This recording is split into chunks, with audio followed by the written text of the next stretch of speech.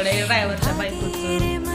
असा नवरा येतो जातो येतो जातो येतो जातो, काही लिमिटच नाही बाबा.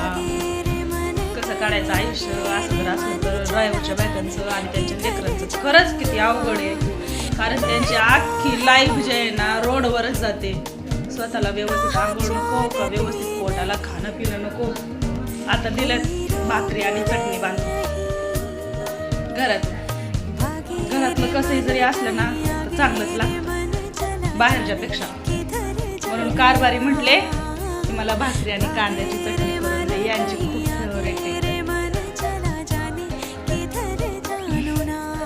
चला भेटू पुन्हा नेक्स्ट टाइमला जेव्हा येतील